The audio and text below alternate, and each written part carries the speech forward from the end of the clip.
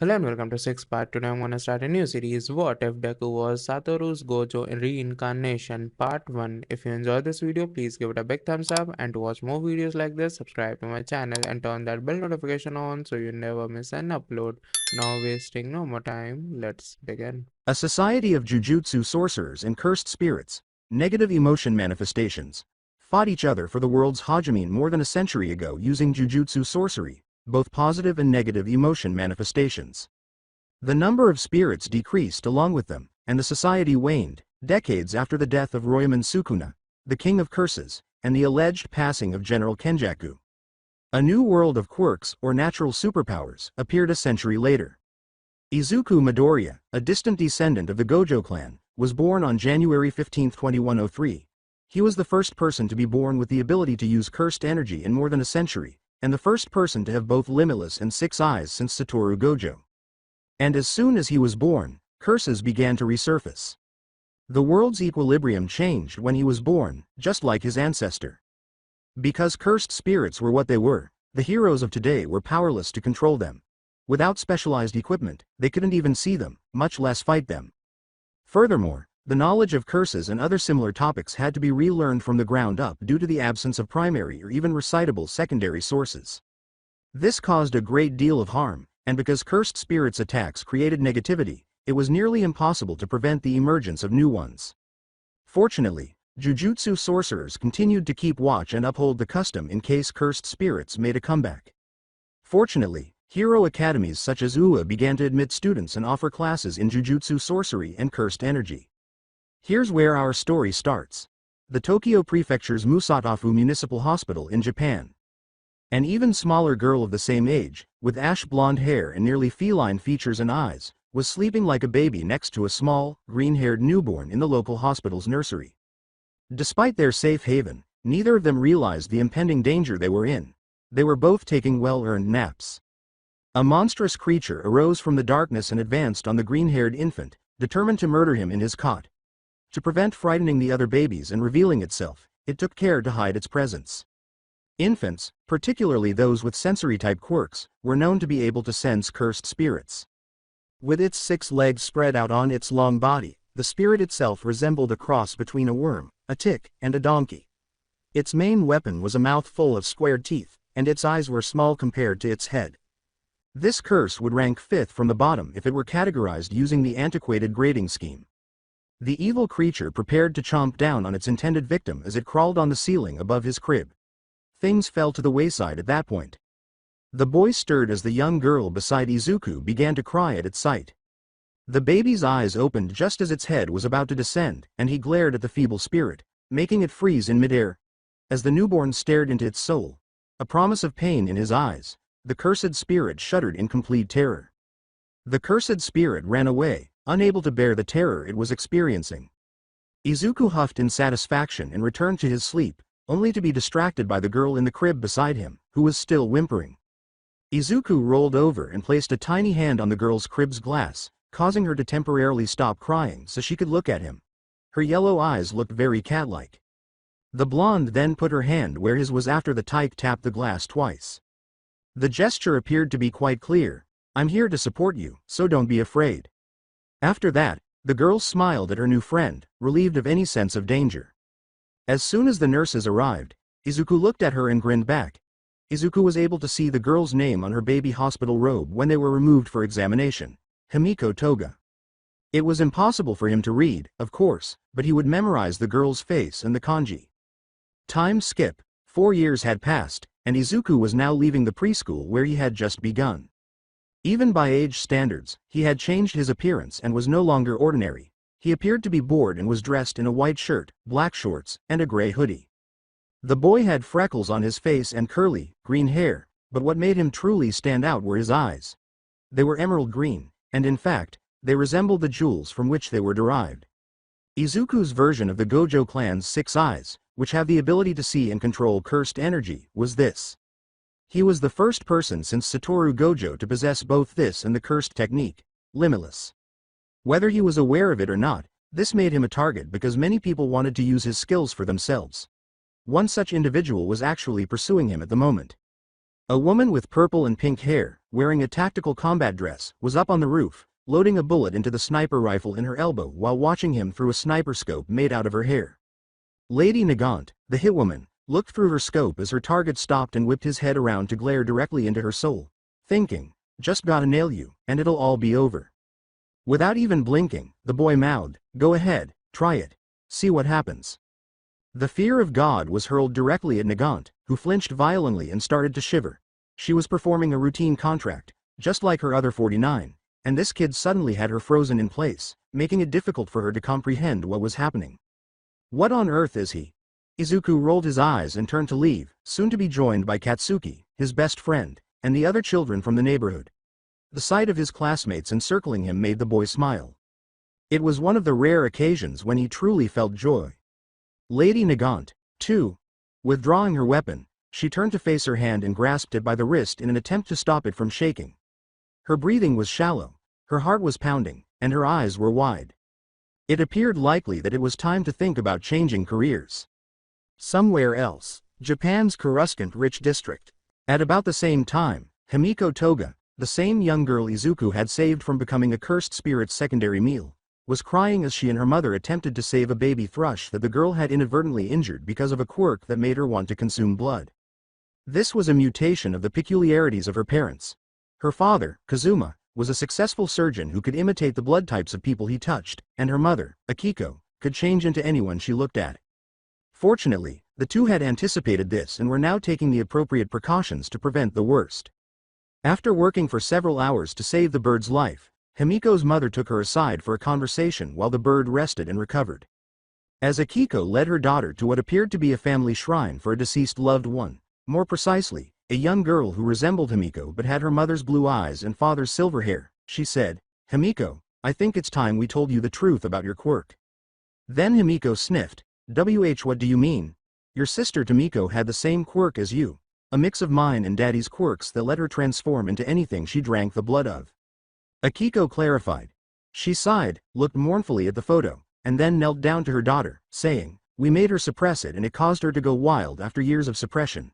She cupped Himiko's face and kissed her forehead, saying, "But this time, Mommy's going to help you learn how to live with and use your quirk right, and express yourself in a way that doesn't hurt you or anyone else." "Okay," she said. The young girl nodded and sniffed in response, "Oh okay." Her mother questioned, "You like to dress up, right?" Himiko nodded, "Yeah. Then that's how you'll express yourself, dress up and show off your quirk by asking others if they'll give you a teeny tiny drop of blood, so you can show them how you can dress up as them." The lady laughed. "That sounds fun," Himiko exclaimed, beaming with anticipation. Akiko grinned and said, "Good girl. Time skip." After 11 years, Izuku and Himiko were on their way to middle school, respectively. Additionally, they had a completely different appearance than when they were young. Izuku's middle school uniform obscured the fact that he was actually a lean runner for his age. To hide his 6 eyes, he had started donning a pair of round-framed, green-tinted Lennon sunglasses, which he usually wore most of the time. Meanwhile, Himiko herself had become a gem. She was obviously now a gyaru, or gal, even in her own uniform. She mostly inherited this trait from her mother, who was also a gal. Although still untidy, her blonde hair was pulled back in a ponytail, and she carried a small collection of themed trinkets on her person, including phone chains, bracelets, necklaces, and backpacks. Cats, nurses, especially needles, and anime cosplay were the 3 main themes of these trinkets. In addition to wearing a lot of makeup and nail polish, she usually wore a canary cardigan underneath her uniform sport coat, which accentuated her chest, which was fairly large for a girl her age. Since their schools were close to one another, the 2 teenagers traveled to the same train station. However, a villain attack broke out, and a rather large cursed spirit, posing as a Gyuki spider bull yokai, burst out of the subway below. A random civilian sighed, "Oh great, another villain attack." Another said, wearing a pair of unique sunglasses that were made public when cursed spirits started to reappear, "That's what? The 7th one this month. And that's not even including the cursed spirit that appeared." A third sighed, "Seriously? That's the 5th this week." As heroes swooped in tailed by a sorcerer, Izuku was concentrating on the battle and not listening to the conversation. He spared a sidelong glance when a strand of blonde hair flitted past his field of vision. As he fixed his attention on the hair's owner, he saw a glimpse of the owner's face and a memory flashed before his eyes. It was Himiko, who was totally distracted from the action in front of her as she was absently scrolling through her phone during the fight. She sighed, "God, this is so incredibly boring." Izuku walked over to her, determined to do something good while the villain and cursed spirit were dealt with. He drew her attention by asking, "Bummed out about this whole thing, too?" The blonde turned to face him and nodded. Then her heart almost stopped in her chest. "Yeah. It's like a total bummer." "Wow, beautifully attractive at 2 o'clock. Hi there, mentally," she exclaimed. "Honestly, I wish I could just fight cursed spirits without some higher-up breathing down my neck," Izuku murmured. "But I gotta abide by the law, as lame as it is," he continued. Nodding, the girl said, Sure. So hot. Oh my god, I'm serious when I say that you're frickin' hot." Before some of his words made sense to her, she pondered. When she said, "Wait, you can see cursed spirits?" Izuku removed his sunglasses and showed off his 6 eyes, which were floating in his palm because of Limitless. Izuku acknowledged, "Yep. I was born with the same abilities as Satoru Gojo, too. Makes sense, given that I'm related to the Gojo clan on my mom's side," he continued. "Shut up." The girl let out a startled gasp. She exclaimed, "I knew there had to be a reason that you're so hot," as Kamui Woods appeared. While taking notes on the fight, the boy remarked absently, "Oh, look at that. Kamui Woods is here." He put his shades back on and turned back to the girl next to him, smiling. "Now, you were saying?" he asked. "I was actually starting to have fun talking to you. I don't typically get to talk to girls as gorgeous as you at my school," he said. "Most of the ones in my class are pretty average, if I'm being honest," he continued. Himiko shrugged and said, "Given your pedigree, that's normal." She pondered, "But what makes me different from them?" Izuku answered, "Not sure, you just seem familiar to me for some reason." He went on, "Like I've seen you somewhere before." The woman scowled in perplexity and said, "Oddly enough, I feel the same way about you. Weird. Mind telling me your name? That could help," he inquired. She said, "Himiko. Himiko Toga." Izuku seemed more focused now as he said, "Izuku Midoriya, and your face definitely looks familiar." He exclaimed, "Wait, Himiko Toga. I recognize that name, or rather the kanji that makes it." Just as a giant woman slammed into the villain, causing him to crash into and flatten the cursed spirit. As she fan-serviced the men in the crowd, Mount Lady joked, "No need to worry about these bums anymore." Glancing at the scene, Himiko said bluntly, "Pick up this topic later?" Now that he had a better idea of who he was speaking to, Izuku made the decision to try something he had been wanting to do for some time. He put a card in her pocket, pulled her toward him, and looped his hand around her waist. He turned her around and walked away, grinning, saying, "Sure. Let's get a coffee together sometime today after school," he called, "Later." Himiko's heart began racing at the sight of him, and she blinked the slight vertigo away as she watched him leave. She smiled as she thought, "I think I'm in love." Izuku's response, on the other hand, was more composed but still somewhat similar. "That girl has got to be the most beautiful woman I've ever met in my 15 years of life," the boy reflected. "It doesn't hurt that she's also the girl I met when I was a baby," he thought, adding that it would be even more fitting for me to find her attractive. As he walked into his classroom, his face bright pink, he covered it with his hand and hummed to himself, Guess Rittenhouse was right. Crushes can develop as early as birth." He mumbled, grinning uncontrollably, "Lucky me." Later, Izuku sighed in boredom as his teacher, who had prepared some worksheets for them, babbled on about career options. He then said he knew everyone wanted to enroll in the hero course and threw them into the air. He leaned back in his seat and yawned, "Yeah, I don't think these guys got many prospects in the hero track. I'm not trying to be a jerk, I'm just stating a fact. Most of you just don't have strong quirks." He continued. "And with no cursed energy, Jujutsu sorcery is also out," he grinned. His best friend Katsuki Bakugo pointed out to him, "Come on, Deku, it's no fun picking on the weak." The Greenette laughed, What kind of idiot would pick on the strong?" It was funny. He was looking at a list when the teacher said, "Settle down, Midoriya." "Oh, you and Bakugo are applying for UA, I see," he said. "The national school?" exclaimed one of their peers. "It has a 0.32% acceptance rate, it's almost impossible to get in," someone else stated.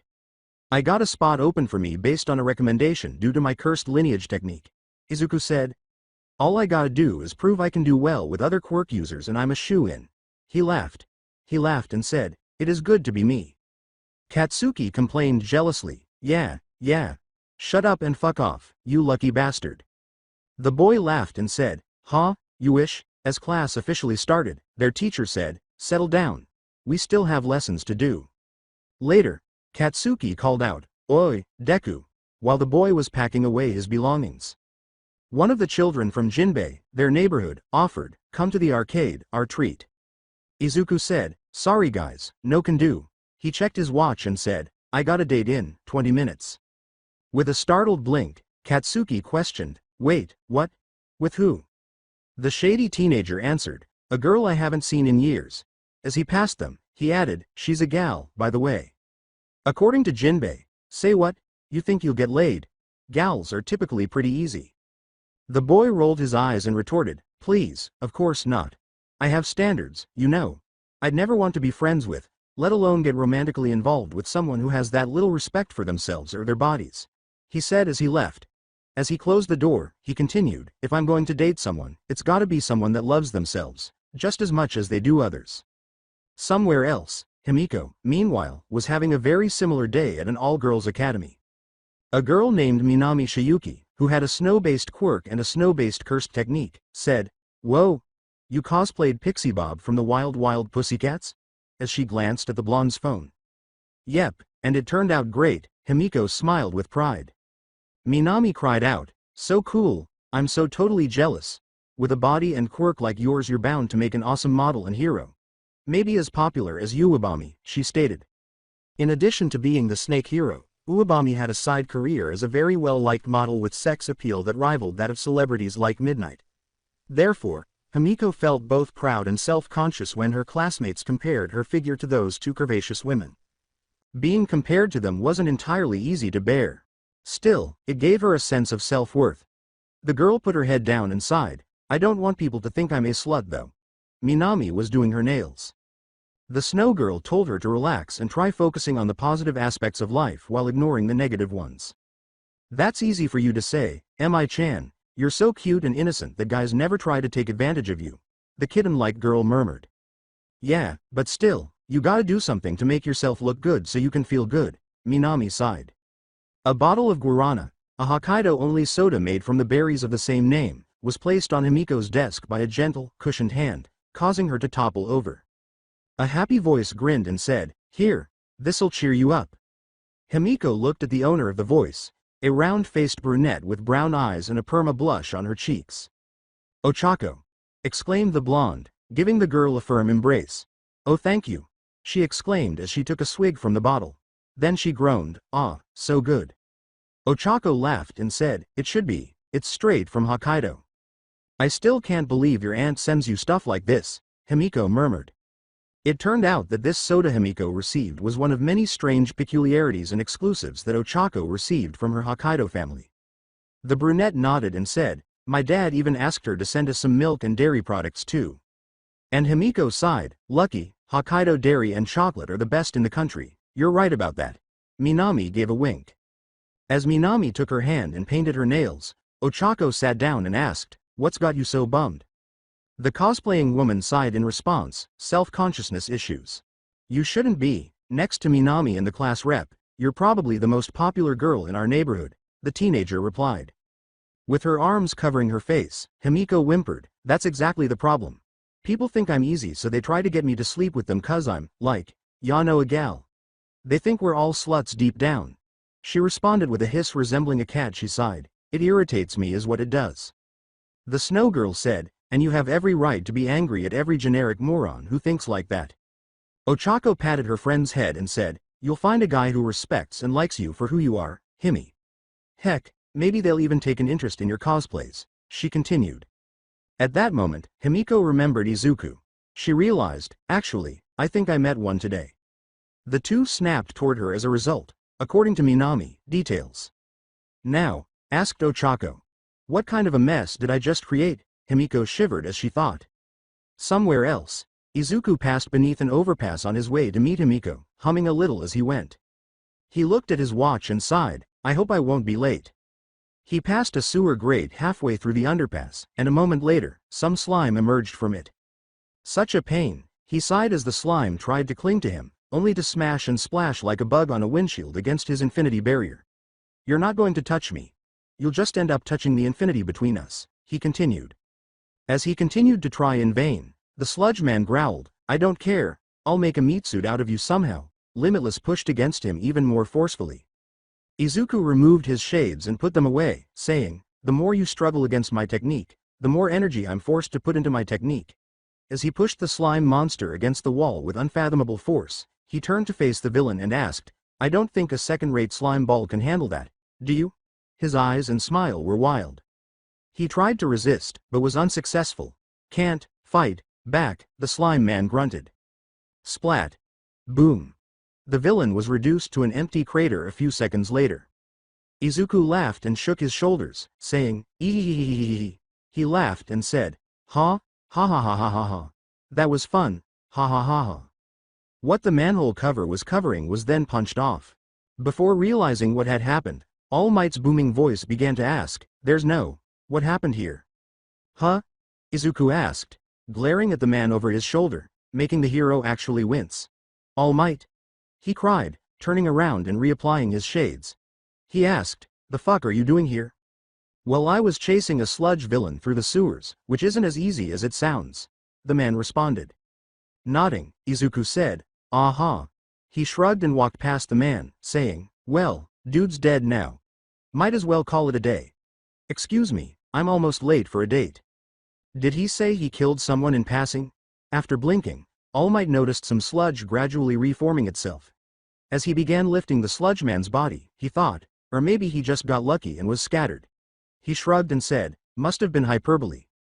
However, he did not see a grade 5 spirit in the form of a bird searching in his pocket and taking off with the bottle containing the villain as he leapt away with it.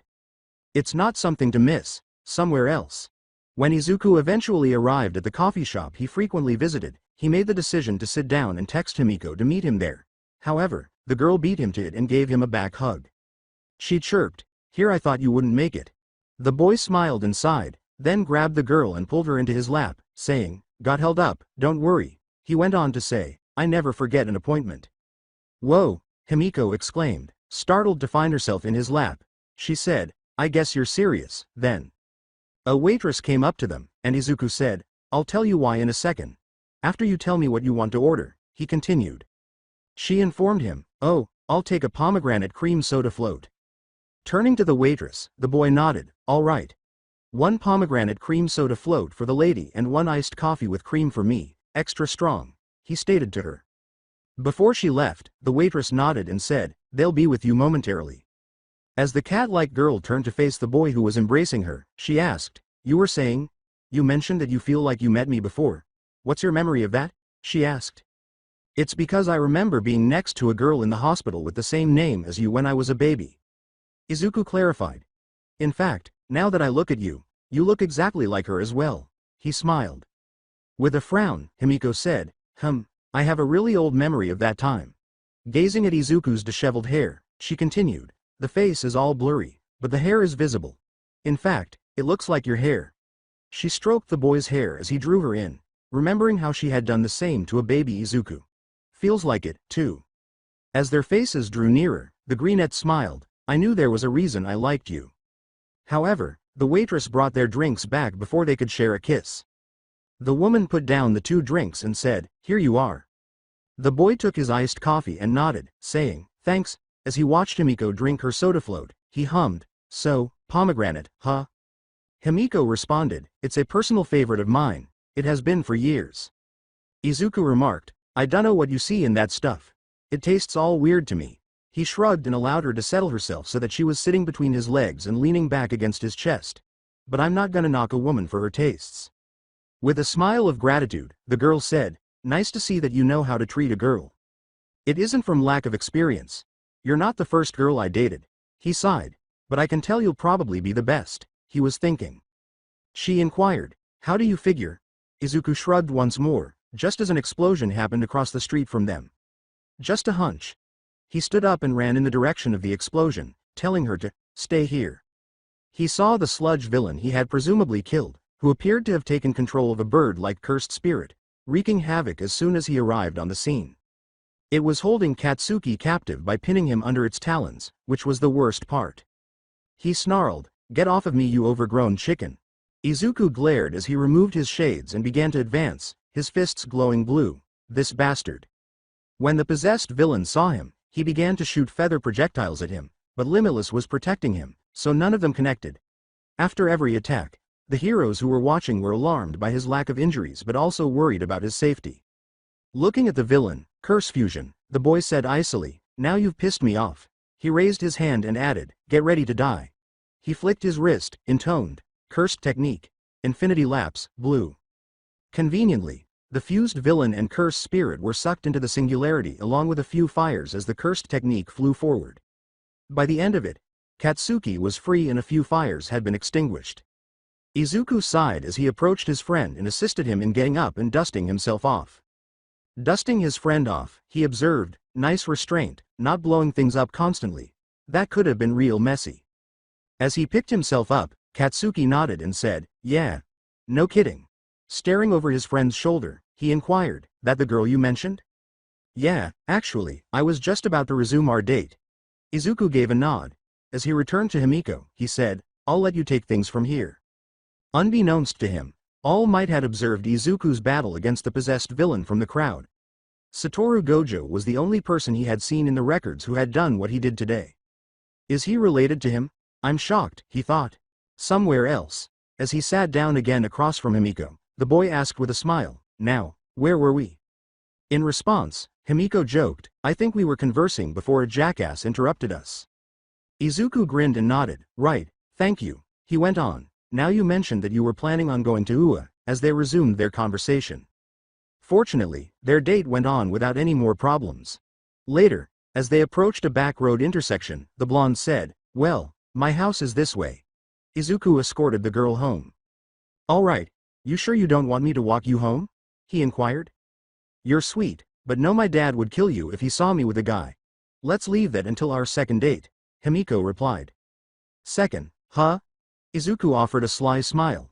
The blonde asked, "Come on, you don't think I'm not gonna keep this going, do you?" With a laugh, Izuku conceded, "Oh, well, point taken." "See you later." Himiko leaned into his ear and grinned. She purred, then gave him a cheek kiss and joyfully bounced off. Izuku. Izuku's face flushed as he touched the spot where Himiko had kissed him, blinking. He most likely would have tried to spend his entire life close to that girl if he had known she would be a blast to be around. And as he turned to go home, he whispered to himself, "Yeah, I think I've found my true significant other." But, haha, I am here, All Might cried as he suddenly materialized, frightening Izuku to no end. He yelled, "Gah! What the fuck?" as he automatically invoked a blue cursed technique. In a conciliatory gesture, the symbol of peace raised his hands and said, "Whoa there, young man." He informed him, "I'm just here to talk to you, that's all." Izuku paused to collect himself, then threw back his attack and turned to face the man.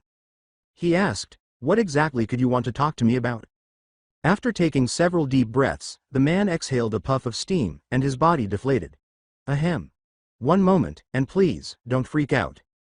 Izuku exclaimed, "Holy shit, what happened to you?" "Injury from 5 years ago. Destroyed my lungs and forced me to lose my stomach." The man went on to explain. "Recovery Girl has recently been working on using positive cursed energy to help me regenerate it, but the process is slow going," he continued. Izuku grimaced and said, "That actually sucks." All Might's ordeals didn't sound enjoyable at all. He asked, "But back to the topic. What do you want to talk about?" The man clarified, "I'm currently on the hunt for a successor. I have a couple candidates that were suggested to me by a couple close colleagues, and I'm planning to go to Ua to search as well." He went on. "But, with the advent of cursed spirits, I'm thinking that a quirk user alone might not be able to cut it," he continued. Izuku realized and said, "So you're hoping to make a successor out of a jujutsu sorcerer? And I'm gonna go off on a whim and say you saw my display earlier against that possessed villain, which caught your interest," he continued. The man nodded and said, "My only concern is your unhinged disposition. Someone who would so casually kill another person," he replied. "I've had more than a dozen attempts on my life growing up. I ended up like this so I could scare them." Izuku responded with a clarification. "Trust me, I'm well aware that I have more than a few screws loose," he continued. All Might nodded and said, "If you're aware, that does put me somewhat at ease. Then if you're willing, I would like to make you my successor, by allowing you to inherit my quirk," he clarified. At the statement, Izuku raised an eyebrow and blinked, asking, "Inherit your quirk?" The tale of the first Jujutsu hero thus began. Dagobah Beach. As he strolled along the beach, Izuku said in a strained voice, "I can increase my strength and fortify my body with cursed energy." A refrigerator appeared behind him, and he asked, "So mind telling me why I'm doing this?" He was pulling one. All Might informed him, "It's to build up your body even more. While your cursed energy fortification is good, we could make it better by building up your body," he continued. As he continued to pull, the boy complained, "What's the point of being the strongest if no one takes you seriously?" He paused to catch his breath and asked, "And another thing, why this place specifically? Isn't there a more, I dunno, cleaner way to do this?"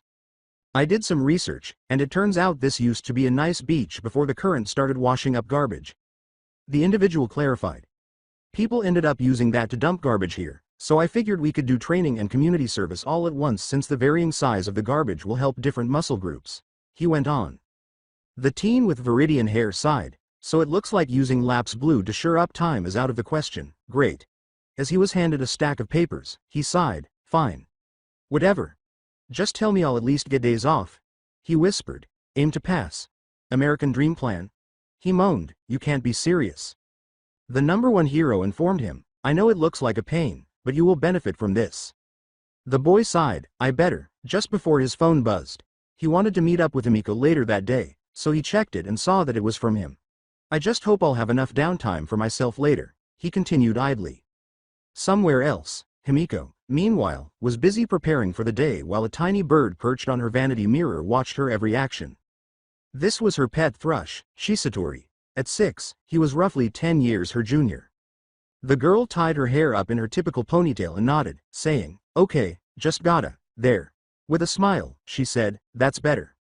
When her phone buzzed once more, it was Izuku's message. "You mentioned that your quirk allows you to transform into people by drinking their blood, and that makes you crave it. So you got into cosplay to make things a bit more acceptable, right?" The kid responded. "Yeah. Why?" The woman replied. He gave her a pic of his neck and shoulder and said, "Why not let me sat your cravings from now on? I'd be more than happy to. Plus I always thought that vampire girls are hot," he continued. Himiko blushed at that last part because it was an indication that he was considering her. She felt good about it. She wasn't particularly shocked, though, because their first date was also a sign. Then she typed back, "Okay, if you say so. Why so skeptical? Isn't supporting each other what couples usually do?" he inquired. After doing her homework, the girl answered, "Because a blood quirk can get out of hand if it's not handled correctly." She didn't want to be one of those people. "Himiko. I'm the strongest there is aside from All Might. You think I'm scared of a blood quirk? Especially one that belongs to a woman I'm actually quite fond of?" Izuku was deadpanned. "The way I understand it. To you, drinking blood and becoming someone you cherish is the same as sharing a kiss." He went on. "With that bit of rationality in mind, how could I ever hate you for who you are?" he inquired. With a sincere smile on her face, the girl answered, "Thanks." Izuku would have kissed her then and there if he had witnessed that in person. "Don't even worry about it. If I'm going to be your boyfriend, and you're going to be my girlfriend, we gotta at least have some form of common affection." The kid replied with accuracy. "Tell you what. I'm gonna be training till around 6 today. So why don't I come get you and take you out on another date?" he said. With her smile intact, Himiko answered, "I certainly won't say no." Himiko turned red as the teenager said, "Good, I was honestly really hoping to hold you again anyway." With her face in her hands, she squeaked, "He's not even close to me and he's still making me blush, instead." Somewhere else, Izuku sighed as he continued to move trash, a sense of longing growing in his chest from his brief conversation with Himiko. He was able to maintain long-term relationships because he was able to be faithful to his partner. He would never grow tired of his partner because he would never date someone he found boring in the first place. This was one of the many ways that he differed from his Gojo clan ancestors, especially Satoru. His past partners were the only reason he didn't stay in a relationship for very long. 1. Disrespecting people with joy. A black mark in his book. 2. Disregarded him in some manner, or 3. Disregarded themselves or lacked self-respect in general, e.g., girls who engaged in polygamy, sold their bodies for cash or other items, or slept around. Fortunately for him, he could tell that Himiko was not either of these cases. He tossed a metal drawer aside and thought, better her than the others. Bringing some water to the boy, a deflated All Might said, Something bothering you, young Midoriya? The boy sighed and sat down on a pile of tires, saying, nothing major, I'm just missing my girlfriend. We've only gone on 1 or 2 dates but that hasn't stopped me from really liking her, he continued. You must be happy when you find that perfect girlfriend, the man laughed. Taking a deep breath, Izuku nodded and said, yeah, I can't really argue with that. She's a girl with a blood transformation hybrid quirk. So she has cravings for it into her. Exchanging blood is as affectionate as sharing a kiss with your partner. He continued. Just to give you an idea of what she's like, he modified. The blonde man thought, she definitely sounds interesting. The boy grinned as he stood back up and stretched, saying, interesting is all I deal with. Somewhere else. On her way down to meet Izuku, Himiko snatched up her purse. Akihito called, Himi. Where are you going? In response, the woman called back, out to meet a potential boyfriend. She stuck her head out into the hallway and asked, huh? Since when? Before leaving, the woman informed her mother, since last week. I'll give you the details later. As Chisatori landed on her shoulder, the woman sighed, this girl, she asked, you knew about this the whole time, didn't you? After giving a simple shrug, the bird began chirping along with Zelda's lullaby. Somewhere else, Izuku, holding a black box intended for Himiko, stretched a little while he waited for her to reach the location they had decided to meet. Hopefully she'll like these, who am I kidding? I know she will, he laughed. The boy turned to Himiko and shivered as a voice purred in his ear, will I like what? The boy grinned and gave her a firm embrace. There you are, he exclaimed. After a moment, the blonde said, you sounded like you had something for me. What is it? She asked herself. Izuku opened the box and saw 2 plain silver rings with a single diamond inside. This, he said. He removed them and placed one on his finger before placing the other on hers. Holding her close, he explained, just a sign of my commitment to our relationship. With her eyes on the ring, she crooned, ah, it's like you want to marry me. The teen said, it's too early for that. He changed his mind and took her hand as they began to walk, saying, but let's keep that on the table though. As they strolled, Himiko inquired, so, where to? Izuku smiled and said, I know a nice barbecue place near my apartment. The woman gasped and jumped into his arms, saying, whoa. You mean you got enough cash to get barbecue on you right now? Her cheer was, alright. Later, now, the two were at a Japanese barbecue restaurant, using personal grills to cook their own meat and sides. Himiko grilled some beef and said, seriously, how are you able to afford a splurge like this? She rarely got to eat this type of food, so she was practically giddy. As he worked some beef, Izuku responded, I have a side job as a bounty hunter and my usual targets are low to mid-level cursed spirits. It actually pays well, as you can see. The girl looked at him and asked, okay, are you trying to show off right now? Or do you always get girls to date you by showing them how much better you are than them? The green-haired boy laughed and then leaned in to kiss her while putting a piece of meat in her mouth. My previous dates didn't really care to ask how I can afford this stuff. You're the first to ask, so yeah, I guess I am showing off. But don't worry, I'm not the kind of guy who's so petty as to build himself up by tearing his partner down, he replied. Himiko swallowed the steak that was offered and laughed, ah, you're such a sweetheart. Ya know, you don't have to worry about your dad with me. I'm not scared of some old geezer, he said to her. He removed his shades to demonstrate his seriousness and added, if he tries to keep us from each other, I'll deal with him. The blonde shuddered, oh okay, she was chilled by the expression in his eyes, and she somehow relished the sensation. Izuku nodded as he continued to eat, grilling more meat and helping himself to some edamame. Yeah. Whether he likes it or not, you're mine. That's not changing anytime soon. A voice said, oh, fancy meeting you here, Izuku.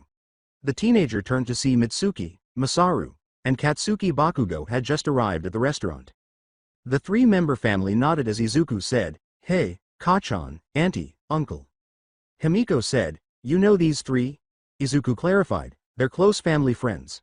Guys, this is Himiko Toga, my girlfriend, he continued. Masaru paused to assess Himiko before asking, think she's the one?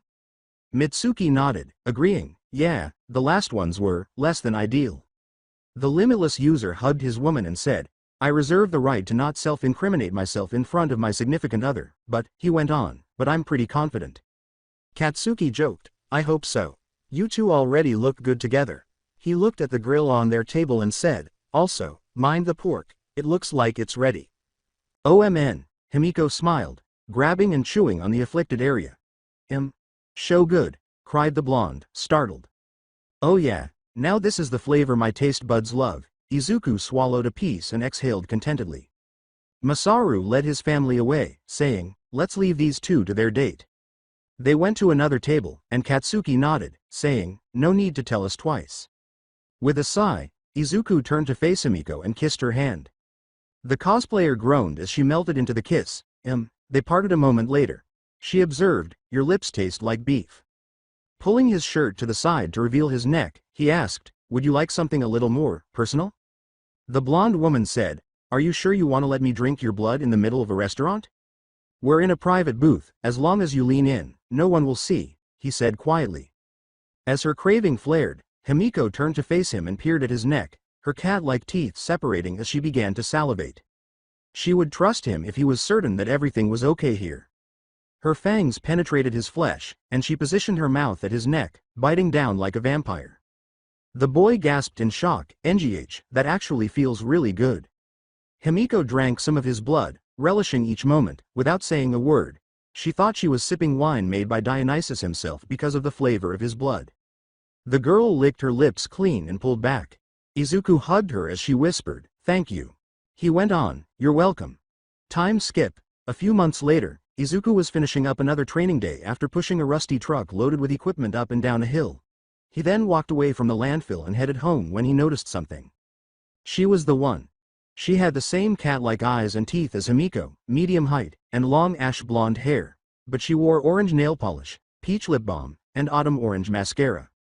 She wore a designer blouse, brown jeans, boots, and a matching purse, and she was also very voluptuous. The boy was certain that this woman was a gal. Is that Himiko's mother? He pondered. He went to the woman, determined to explore this idea.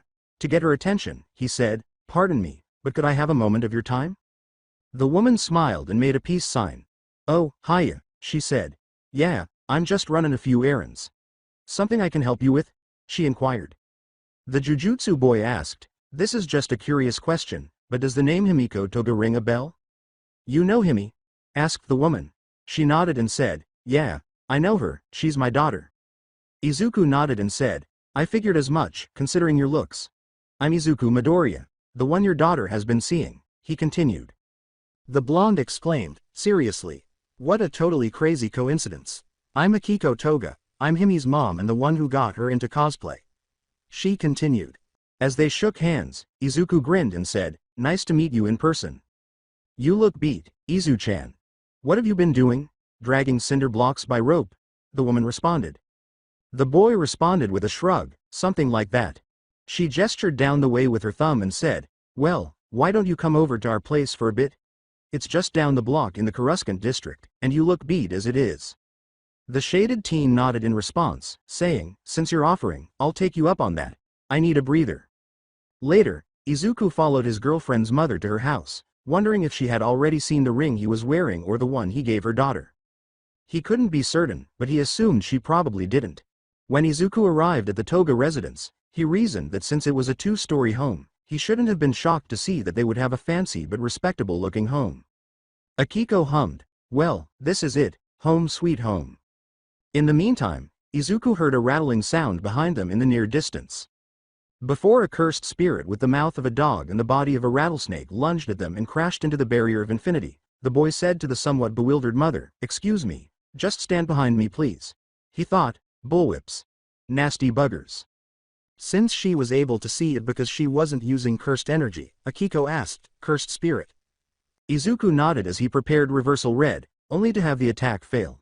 Yep, instead, he chose to push out lapse blue, which caused the spirit to be whipped into the air before imploding, and swore, dang it.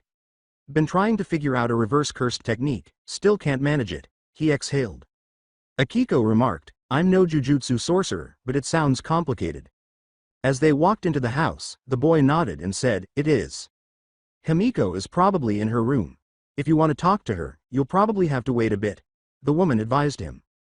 The boy nodded as he ascended the stairs to the second floor of the house, where he discovered a door with a name sign in the style of Vlad King. Thanks, I'll do that. The room belonged to Himiko. Izuku rapped on the door a few times while giggling at the nameplate. He said, "Himiko, it's me." The girl said, "Come in," from the other side of the door. The boy opened the door and almost broke his glasses when he saw what might have been the sexiest thing he had ever seen, which was significant because he had already dated 2 other people. Himiko was kneeling on her bed, wearing only a black nightgown with a lace thighband and a magenta silk thong. With another band in her teeth, the blonde tied her hair up in a ponytail and grinned, saying, "Hey, I didn't know you were coming by." She smiled and said, "If I knew, I wouldn't have gotten dressed." The boy asked, "You sleep nude?" The blonde got up to approach him and shrugged, saying, "In warmer months. It's comfy that way." She questioned, "Why are you here, anyway?" "I ran into your mom and she offered to bring me here. Since I was beat from training, I accepted," the child responded. "Thank you, Mama." Himiko sighed contentedly as she gave Izuku a passionate kiss on the lips and embraced his neck. With no objections, Izuku put his arms around her waist and probed her mouth with his tongue. The vampire girl loved it too much to think about resisting, so she didn't. The shaded teenager grinned as he withdrew, holding his girlfriend close to him while stroking her hair, and just like that, "You belong to me." The blonde sighed with pleasure. You are such an amazing kisser, oh. And so territorial," she exclaimed as Izuku touched her behind. Izu-chan, come downstairs, I got some coffees brewing." Akiko answered the phone. The boy with the viridian hair sighed as he released his girlfriend, saying, I could actually use a cup of that right now." Himiko nodded in agreement, "Me too." After Himiko put on her robe, the two descended the stairs and sat down at the table, where a Japanese strawberry shortcake was placed in the center and 2 mugs were placed in front of them by Akiko. Izuku smiled as he gazed at the cake and moaned, "Oh no, you got my sweet tooth roaring." The woman smiled and gave them a piece of cake, asking if they were a fan of sweets. The jujutsu user responded with a laugh, like you wouldn't believe. "You know, I recall Himiko mentioning someone claiming to be a descendant of Satoru Gojo. Was that you she talked about before?" the young woman pondered. The overpowered teenager lowered his shades to reveal his eyes and said, "Yes, it was." He clarified, "I'm a descendant of the Gojo clan on my mom's side. I'm basically the 3rd person in the clan overall to have both the 6 eyes and limitless bloodline techniques and the 2nd since Satoru, over 100 years ago." He continued. Then Akiko exclaimed, "Oh wow. You must have a lot on your shoulders, then with that pedigree," she said. The boy nodded, "I do. Especially since I also have been personally approached by All Might to be his protege." He went on. He shrugged and said, "But I can handle it." Himiko nodded to her mother and agreed, "Yeah, he's one tough cookie." Izuku grinned and planted a kiss on her forehead, saying, "Thank you, Himiko." Until the front door opened, the 3 were still having a good time. As Himiko's father Kazuma entered his house, a weary voice called out from the hallway, "I'm home." Then Himiko called, "Hey, Dad. Long day," asked Akiko. "Yeah, we had a new employee come in a few weeks ago and he managed to get a work proposal for a presentation with an overseas client mixed up with a marriage license he was getting for his sister." The man exhaled. Izuku blinked, attracting Kazuma's attention. "How?" He answered, "It was on his desk at the time." He asked, "I'm sorry, who are you?" Kazuma became tense as the viridian-haired teenager responded, "Izuku Midoriya, aspiring hero, possible jujutsu sorcerer, and your daughter's boyfriend." Kazuma asked, his expression neither amused nor pleased, "Excuse me?" Izuku casually glanced over his shades at the man and said, "You know what you heard." As her mother sipped her coffee anxiously, Himiko said, "Dad, don't do this. You're always scaring off every boy I try dating, and I'm honestly getting sick of it." Izuku sneered, "Like he could scare me off." Kazuma snarled as he punched the boy, but it missed. "How else am I supposed to keep pricks like you away from my daughter?" he said. He threw a few more, but the outcome was the same, so he said, "Huh. This is limitless, my own cursed technique. No matter how much you try, you'll never hit me." Izuku stated to him, "You can't touch me because I'm using the very concept of infinity to slow you down infinitely until you stop moving and just never reach me." He clarified. "It's essentially Achilles and a tortoise," he continued. Kazuma grunted, "What?" The overpowered boy deadpanned, "Read a book, you're stupid as showing." Akiko almost choked on her coffee as a result. Himiko tried not to laugh as she snickered, Dad, you're trying to intimidate someone who doesn't crumble like the others."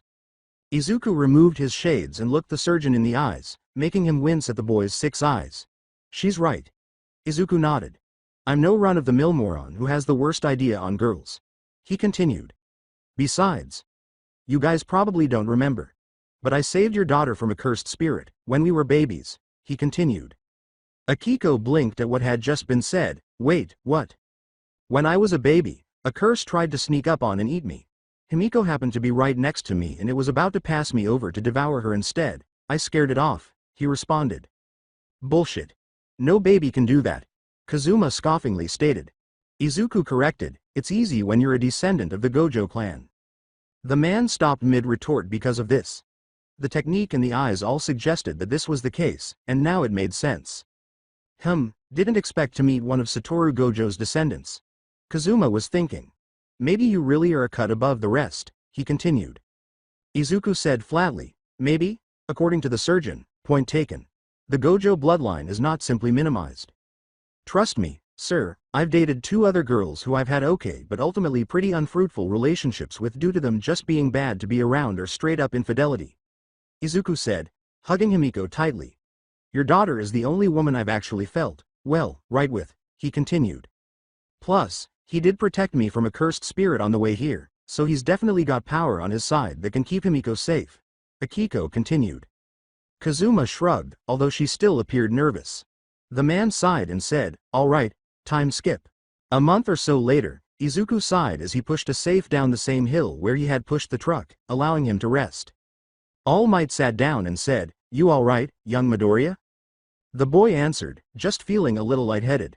Frowning, the man asked, were you slacking off? He told his mentor, no, I'd be flat on the ground if I was slacking or overdoing it. The man pondered, well, are you hydrated? That might be it.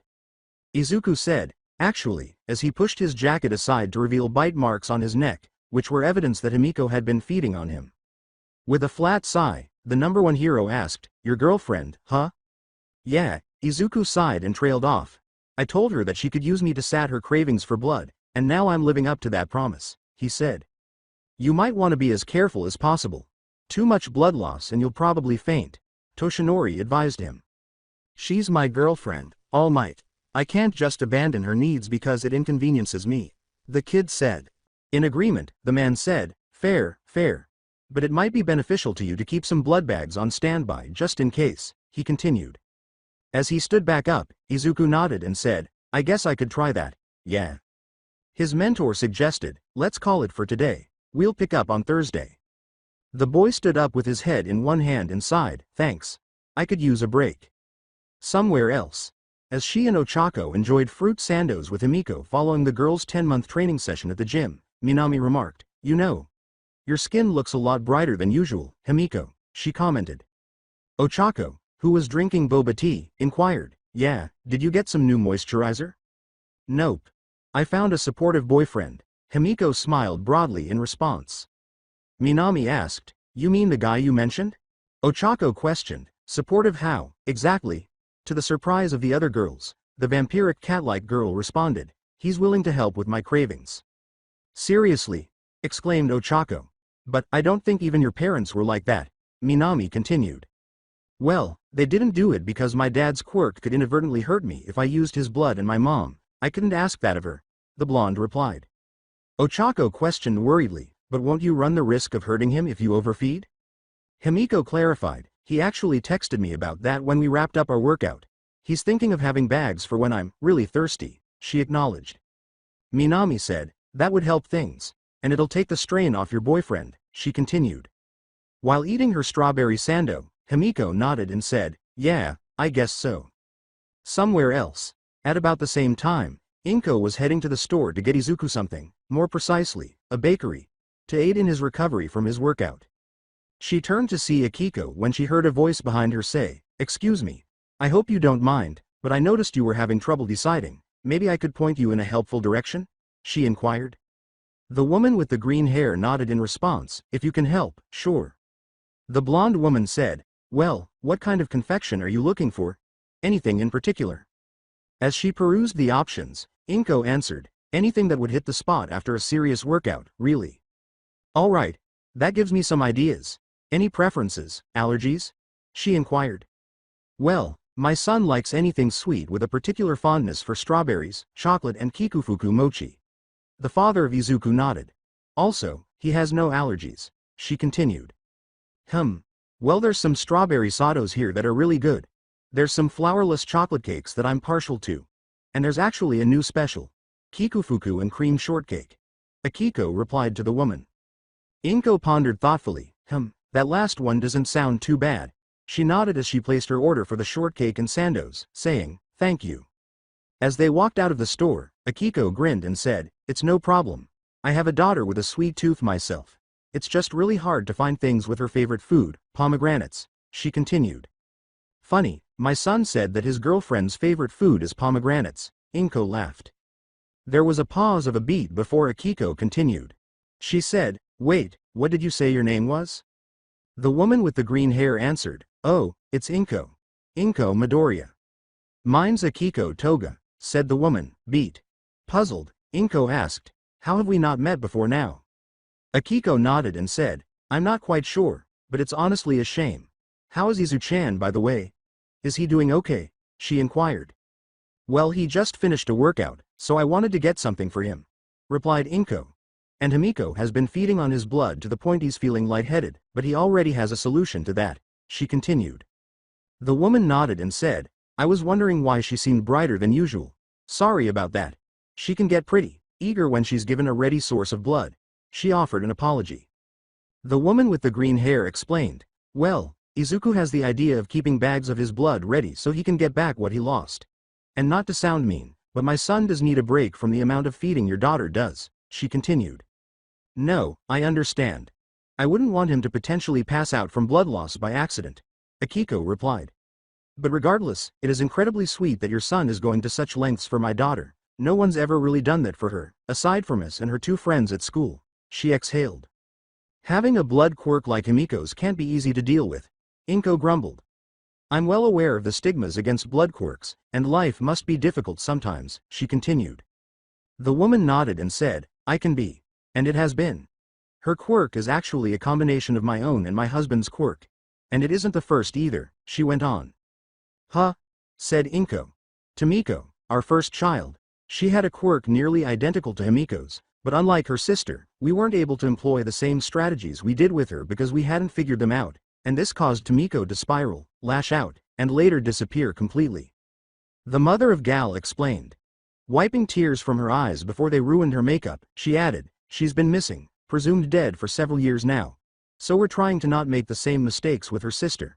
She trembled and continued, because I don't think I can handle losing another of our little girls. The green-haired mother gently embraced her new friend and remarked, I couldn't handle losing Izuku either. He's happy with Himiko, and she's happy with him. So let's agree to support them the best we can, she continued. Akiko nodded and then said, you got that right. Later, as he and Himiko sat outside on the girl's porch shortly after the boy left his workout with the blonde's pet thrush on his finger, Izuku thought, this is a cute little bird. The girl nodded, and the bird began chirping to a tune the boy recognized as he swayed to the beat. His name's Chisatori. I raised him from a chick. Zelda's lullaby. I'm already starting to feel sleepy, he sighed. While he was saying this, the two turned to see their mothers approaching the Toga residence due to the sound of rustling bags. Akiko exclaimed, huh? Oh, Izu-chan. Himi. What are you two doing here? Himiko smirked at her sleepy boyfriend and said, just relaxing, though Izu-kun over here is already feeling tired from Chisatori's singing. Inko held up the pastries and sighed, well that's a shame. Because Akiko and I were planning on having baked goods and coffee, she continued. Izuku asked, abruptly going from sleepy to awake and attentive, did someone say baked goods? Himiko grinned and gave him a firm embrace, saying, there you are. Determining that their kids deserved something nice, the two mothers grinned as they escorted them inside. Time skip. When the exam day finally arrived, All Might was checking in with Izuku to see how he was doing with Dagoba Beach. But when he got there, from atop a heap of trash, Izuku yelled, gaze upon me and know that I am king, without a shirt on his torso. As the sun rose, the boy stood in the cold, laughing uncontrollably, his body not even responding to the temperature. Gazing at the beach, the blonde man exclaimed, the fuck, you cleaned the whole beach. You didn't even bother stopping at the specified limit, he yelled. Why would I have bothered stopping? I was too into it to bother doing that, Izuku laughed. All Might said to his student, well then, I think it's time you took your last step. Inheriting one for all. As he leapt from the pile, the boy with the viridian hair asked, "And how am I gonna do that?" Toshinori said, "Oh, that's simple." Then he went bald and removed a lock of hair from his head. He told him, "You eat this." Izuku gave a flat blink and said, "Say what now?" "In order to inherit one for all, you need to ingest some of my DNA. That's how it works." The individual clarified. He yelled, "Now eat. Eat," while forcing his student to eat his hair, causing him to scream in amusement throughout the process. Later, after that, Izuku sighed as he headed to UA. It was a rather unsettling experience, as he entered through the front gate and made his way directly to the main building. As he walked down the sidewalk with his hand over his mouth, the boy moaned, "That was the worst way to inherit power, ever, of all time." "What's gotten into you?" Katsuki approached the limitless boy from behind. "You don't want to know," Izuku moaned, a little gag reflex starting. The blonde teasingly said, "Not surprised that you're feeling nauseous, swapping spit with someone probably isn't all that fun." The shaded teen gave him a glare over his glasses. He growled, "Take a fucking hike," he added angrily, "My girlfriend happens to kiss like a goddamn professional adult film act, jackass." The bomber laughed as he left, saying, "Whatever you say. Just don't screw up in the exams, ya hear?" As he continued to walk, Izuku pulled out his phone and moaned, "God, he can be such an asshole sometimes." He almost got a nosebleed when he opened his text messages. In the photo, Himiko was seen wearing form-fitting black skin-tight yoga pants with a slight camel toe and a matching sports bra.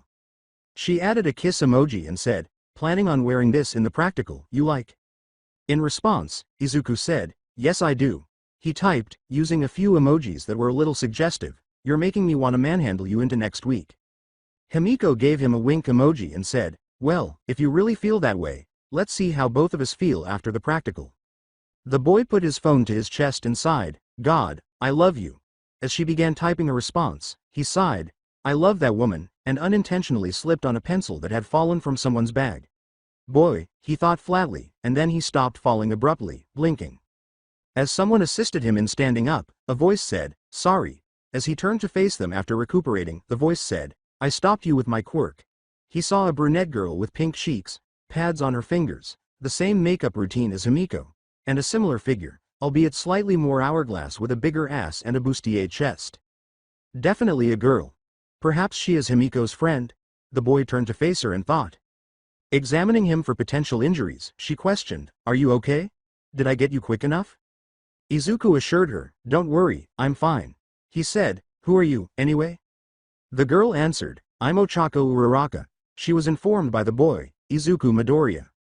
Ochako blinked and said, "Wait, you're the guy Himiko was talking about? Wow, you look a lot more interesting outside of the pictures she showed us," she said. The teenager grinned proudly and said, "Well, what else do you expect from the one known as the strongest?" The brunette said, "That's a tall claim." Izuku took off his shades and made them float in response, saying, "It's no claim. I know I'm the strongest because I'm a once-in-a-century prodigy." He went on to say, "I have both limitless and 6 eyes." With a slight gasp, the gravity girl said, "Whoa, never thought I'd see them in person." Just as Izuku felt someone jump onto his back, he put his shades back on and smiled proudly. "Izu-kun." Himiko clung to him and cooed joyfully. The Gojo descendant smiled and laughed, "Hey, Himiko." Holding her in her bridal style, he reached behind himself, drew her around, and embraced her. Ochako observed the interactions between the two in front of her and concluded that Himiko had, in fact, found her lifelong companion. The girl hugged her boyfriend's neck and kissed him, crooning, "I missed you." "It's only been a few days, but I get it." The boy with the viridian hair smiled. As he began to walk, he added, "Come on. Let's get to the exams before we're late." Later, Izuku remarked as the voice hero. Present Mike went over the exam with them. "This exam looks like it'll be pretty simple, but not easy." "Yeah. Robots are simple for someone like me, but their numbers won't make it easy if they sneak up on me." Katsuki gave a nod. As one of the examinees got up, the teen with the viridian hair nodded and said, "Same here." A blue-haired boy shouted, "Excuse me," and got to his feet. "You only explained 3 out of 4 of the enemies on the pamphlet. If this is a mistake from UA, then I'm disappointed," he roared. Izuku called out from his seat, "Hey, pipe down, will ya? Some of us are actually trying to think of actual important questions. Like for example, will there be any chances of cursed spirits in the area?" he asked. Given that a sizable portion of the population was ignorant of jujutsu sorcery and unable to fend off cursed spirits, this prompted some people to mutter in agreement and concern. Present Mike said, "I can answer both questions." He nodded. For the first one, the fourth enemy is a zero-pointer. It's not worth anything and is more of an obstacle that you shouldn't bother with. He clarified. For the second one, you'll all be provided with cursed sight glasses so all of you can see cursed spirits unless you practice jujutsu. If you see him, run, but if any of you can fight the cursed spirits off, it'll be a big help for everyone, he went on. Izuku smiled and leaned back, saying, "Perfect." Later, Izuku sighed as he stretched a little while the other candidates prepared at his testing ground. Everyone, and a sizable percentage who didn't, wore cursed sight glasses to detect cursed spirits during the exam, as Present Mike had promised. Including Izuku, who was a jujutsu practitioner. The boy noticed someone putting their hair in a ponytail as he was getting ready for the test. Himiko was that person, and she was wearing the same attire that she had shown him in that photo. Izuku thought, "I guess I should wish her luck." He started to approach her, but he was stopped by a hand on his shoulder. He turned to see the same boy with the bespectacled glasses from before, who was wearing cursed sight glasses. Before glaring at Izuku, he observed, "She seems to be getting herself ready for the trials ahead. What are you going to do? Distract her from succeeding," he said. The shaded teen glared at him from behind his shades and said, "If you want to keep that hand of yours, I suggest you get it off my shoulder, right the fuck now." One of the other applicants gasped, "Holy crap, do you feel the aura coming from the shaded guy?" "Yeah, it's intense," said another, with a nervous nod. Hearing the commotion, Himiko turned to see her boyfriend removing his shades and glaring down a taller boy. The green-haired teen's eyes and twitching hands gave the impression that he was about to kill someone. She muttered, "Oh, better defuse that," and hurried up to her boyfriend. She put her arms around his neck and gently said, "Hey, you can stop getting ready to kill someone. I'm here." Izuku put his shades back on in an apparent attempt to regain his composure as his face gradually softened as he turned to face the blonde. He glared at the boy and said, "Sorry, Himiko, this guy was just really pissing me off." She told him, "You can blow off steam in the exam." At that precise moment, Izuku saw the doors slightly open, but he yelled, "All right, little listeners, it's time for the exams to begin. On the count of 3, all of you rush into the fake city." He kicked the doors open as he hurried in with Himiko at his heels, fully aware that the enemy gave no countdowns. Somewhere else, as Katsuki's exam started, the boy was also performing admirably, earning 30 points in the first 3 minutes. But before long, he discovered that grade 4 cursed spirits were all around him, and since he was not wearing glasses, he could see them clearly. It was time to show off what he had spent the last 10 months working on. As a miniature meteor formed in his hand, the Pomeranian intoned, "Cursed technique, cluster meteor." Somewhere else. In the meantime, "Izuku," he exclaimed, "Cursed technique maximum output. Lapse blue," as he tore up the space around him and swept up a number of tiny cursed spirits that were stumbling around on some of the robots that were crumpling against Limitless like paper. Apparently, Izuku only needed to take a stroll and allow the robots to attempt unsuccessfully to strike him. That would earn him every point he required. As he closed his hand, his attack gathered up the cursed spirits, causing it to implode and destroy them, allowing him to move forward. Somewhere else. In contrast to the other two boys, Himiko had a very different exam experience. The girl was currently performing some acrobatic tricks on 2 pointers before severing their power cables with the knives she carried and making them shut down. She was then surrounded by some cursed spirits from grade 5 as she attempted to move on. "Oh!" The girl swallowed as the deformed-looking creatures, their bodies contorted and strangely composed, crawled toward her. At least she could finally apply the lessons she had learned from her boyfriend during their several months of dating. She selected a box of some kind from the track jacket she wore over her sports bra, and it contained what appeared to be sewing needles that were meant to be thrown like senbon. As she prepared to strike, she told herself, "Okay, time to see how effective this is." She took her needles and nailed them in a few strategic places, sending them flying at the different-shaped curses. They spasmed in reaction to the needles piercing them, but Himiko created multiple strings of cursed energy at the tips of her fingers that connect to the needles before they could attempt anything. The blonde said, "Cursed technique, needle and thread, spider silk dice," as she ensnared the spirits in a net-like pattern with the threads, then closed them in and chopped them into tiny cubes. Himiko grinned as she examined her creation, happy with the outcome. Before she hurried off to find more targets, she told herself, I'm definitely sharing the results with Izuku later. Somewhere else, in the room of observation. Gazing at the monitors, Snipe remarked, this year's batch holds a lot of promise. Looking at the screens where applicants were using cursed energy, Midnight nodded and said, yeah. Some of them are Jujutsu sorcerers, too. The screens belonging to Izuku, Katsuki, and Himiko received the most attention. They'll be an asset as heroes. There are no heroes practicing Jujutsu in the field yet, Vlad King said. All Might reflected, observing a number of children with less offensive quirks using their own cursed techniques to gain points because their quirks were deficient. And I can see that a few of them are well aware of that fact. Nezu nodded and said, that's a good sign, all things considered. He pressed a large red button and exclaimed, but let's see how they fare against this. Somewhere else, Izuku hummed as he used Lapse Blue to blast another cursed spirit to nothing, eliminating a 2-pointer in the process. Then, however, the earth began to tremble. The boy asked, what the, as he searched for the cause of the trembling and then turned to look up when a huge robot began to approach him and the other applicants. He started to swear, son of a, before. Izuku snapped his head toward Himiko as she screamed, someone help, I'm stuck, and saw that she was pinned beneath some debris in the giant robot's path. As he hurried to her aid, he muttered, bitch, and experienced the same sensation of his body moving before he could think. Somewhere else, Katsuki, meanwhile, was experiencing a similar situation. He exclaimed, you gotta be kidding me, in shock.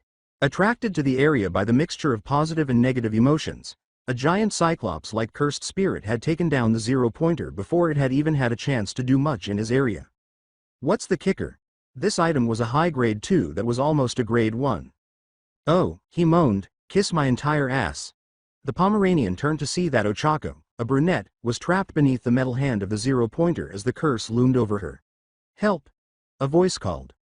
As he prepared his cursed technique once more, he exclaimed, shit, well, time to kill 2 birds with 1 stone. He believed that he could save the girl by proxy and earn a ton of Jujutsu points if he could defeat this enormous cursed spirit. The Cyclops saw what the boy was doing as soon as they noticed the abrupt increase in cursed energy. He sank into the earth under the weight of it, screaming, cursed technique, maximum meteor. As a gigantic meteor began to form over his head, with all of his strength in his arms, he launched the cursed attack directly at the Cyclops' face, and the shockwave from the explosion destroyed every window in the buildings. Ochako was forced to shield herself from the explosion as tiny pieces of debris struck her. A moment later it was over. The blonde helped her up, lifting the robotic arm off her. He asked, you okay there, pink cheeks? Pink cheeks? Cried the brunette angrily. The bomber rambled, well, your cheeks are pink, so. Ochako sighed and said, whatever. She sat down to relieve the strain on her injured ankle and added, anyway, I think I sprained my ankle because of that hand falling on me. Katsuki told her, don't look at me, I don't have a healing quirk. The brunette deadpanned, and you can't take me to someone who does. The boy pointed to a person approaching them and said, don't need to. Somewhere else, in the meantime, around the same time, Izuku jumped onto the robot's arm and ran up it, muttering, no time to conjure Lapse Blue, gotta take this thing down with brute force. He then leapt into the air and decided it was time to use one for all.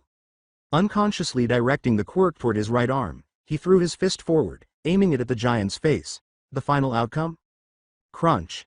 The force of his blow caused the metal to crunch inward, but not only did this cause him to fall to the ground, but it also broke his right arm.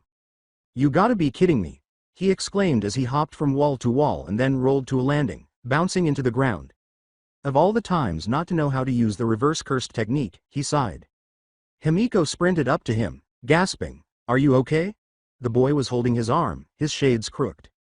The boy's broken limb throbbed, and he moaned, Himiko, do I look okay?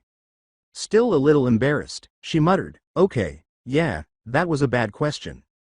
As the exam came to an end and everyone began to unwind after the traumatic experience, Izuku sighed as he stood up. The boy with the shade said, so, how many cursed spirits did you manage to bag? The blonde, who was sitting next to her boyfriend, said, honestly, I lost count at around 10. As everyone turned to face the youthful heroine, recovery girl, a voice asked, anyone need healing? Izuku yelled, over here, to get her attention. The old woman saw the damage when she arrived at the shaded boy. She looked at his arm and said, "My goodness, what happened to you, Sonny?" "New special move for my quirk. Superpower, putting 100% of its stockpiled power into a single limb or my entire body. This was the test run, and I wasn't expecting the recoil to be this bad," the kid replied. Before using her quirk on him, the medical heroine told him, "Well, I can patch you up, just stay still." When Recovery Girl's lips stretched, Himiko, for her part, managed to avoid a look of bewilderment. Izuku sighed and put his recovered arm around Himiko's waist, drawing her in close. "Ah, much better. Thanks. You look great in that outfit, by the way." He was beaming. The blonde responded with a giggle, "Duh, thank you." He leaned into her ear and said, "Don't get too comfortable though. I told you that I was gonna manhandle you into next week when this was over. So you better be ready for that to happen," he said quietly. Her mind was filled with anticipation, and all Himiko could do was shiver. Time skip. A week later, while waiting for his results, Izuku was having dinner with Inko. He would be worrying about what he received in a different reality. That universe is not this one. He was absolutely certain that he got in here. He sighed, "Man, I was really hoping to go out with Himiko today." He had been unable to see his girlfriend for a week because she and her parents were traveling to Hokkaido. "There's always when she gets back," Inko shrugged and told him. As he continued to eat his dinner, the boy moaned, "I know, but it's a pain having to wait." The green-haired woman said, "I'm still glad that you were able to take out some cursed spirits that got into the testing area. I can't take all the credit, Himiko and a couple other kids did too." Izuku grinned. "I heard that UA actually has a class dedicated to Jujutsu sorcery, classes L and M. Which means I'll probably have some competition." He continued. Inko laughed and joked, "You could use it, given your power set." She went on, "It'll keep you on your toes." "True, true," the boy nodded thoughtfully. He smirked and added, "But then again, is it really competition when you're already the strongest?" Inko responded with a shrug, "I mean, you never know when someone could take that title from you." With a nod, the Gojo descendant acknowledged, "That is a fair point." With sincere confusion, he added, "But, really, who could?" Later, Izuku was reading a book in the living room about 2 hours later when Inko burst in carrying a letter that had the UA seal on it. The boy planned to read the letter or check to see if there was a hollow disk inside, but he discovered that there was, but he chose not to turn it on. In any case, he was not particularly in the mood for it. He did, however, check his ranking and score to see how he stacks up against the others. In the unlikely event that someone outskilled him in curse points using a technique that might have been superior to his current level of proficiency. Hey, it could happen. He was willing to be challenged. Izuku Midoriya. 70 points for villainy. 50 curse points. There are 60 rescue points. The boy pondered, rescue points? That's something I wasn't expecting. Position. Second. To no one in particular, he deadpanned, "Kachan outdid me, didn't he?" Makes sense. He is a bit more gung-ho than I am, he thought. As he switched on the holographic projector, he was met by All Might yelled, "Booyah! I am here as a projection," to Izuku's mild admiration. Gasping, the boy asked, "What the?" He whispered, "Hold up, does this mean what I think it means?" "My apologies for not saying much of anything lately, but with great power comes excessive paperwork. In other words, you're looking at UA's newest faculty member," the man replied. Then Izuku threw his hands up and yelled, "Called it. Anyway, you've done a magnificent job in the practical exam, but you were outdone by one person. You may know him, you may not." The hero with the greatest score shrugged. "But despite your behavior, someone has been inspired by it. Here is a video for your enjoyment," he added, playing some video of Himiko and present Mike. Himiko went into a room and said, "Excuse me, do you have a sec?" The voice hero said, "Need something, little listener?" Himiko enumerated her boyfriend's most notable characteristics and said, "You know Izuku Midoriya, right? Green hair, shades, aloof demeanor, godlike beauty? I'd like to give some of my points to him, just in case he didn't get as much points as he'd have needed." She went on. "I doubt he needs it, but it is my fault he had to split his attention," she continued. The blonde man gave her a little laugh and assured her, "The entire faculty knows him, and don't worry, he's just fine as he is." The blonde exclaimed, "Phew. Thank God." With a puff of relief. She shuddered, "That's a relief. You see that? Your actions inspired her, although given how she talks about you, that's pretty easy for you to do." The mighty laughed. "Now, I'm sure you're aware that there's more to being a hero or jujutsu sorcerer than just pummeling villains and exorcising cursed spirits respectively. You must know how to inspire people in both professions, to save and protect lives. This is where the rescue point system comes into play, he went on. Does it now? Wondered Izuku. The rescue point system works based on the number of people you go out of your way to save from imminent danger, and a panel of judges determines the worth of your actions. All Might clarified when a chart appeared. This is what happens when you inspire those around you. So for you, Izuku Midoriya, you have earned 60 rescue points, the man went on. Nodding, the boy said, saw that.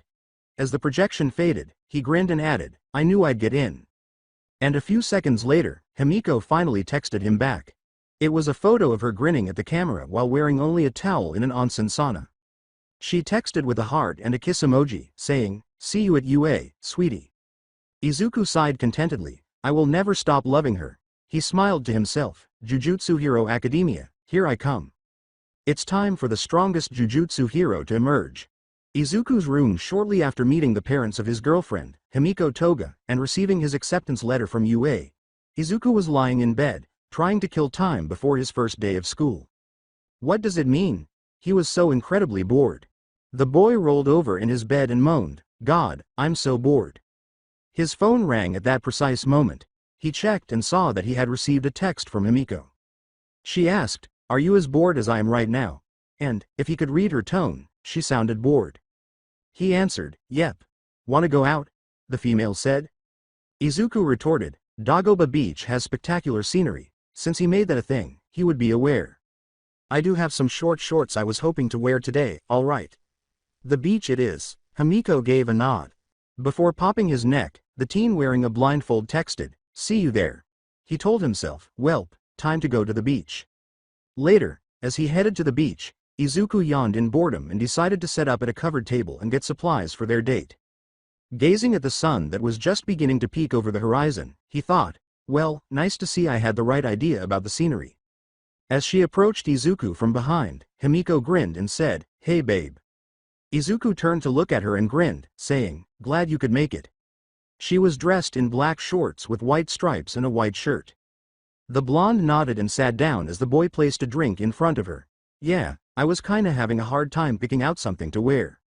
He said to her, one boba milk Thai tea with pomegranate pearls. The girl exclaimed with delight, oh, you knew exactly what to get. The boy drank his own brown sugar boba tea and shrugged, well, we have been dating for 10 months at this point. As their star rose higher in the sky, the two of them sat there, taking in the pleasant silence while watching the sunrise.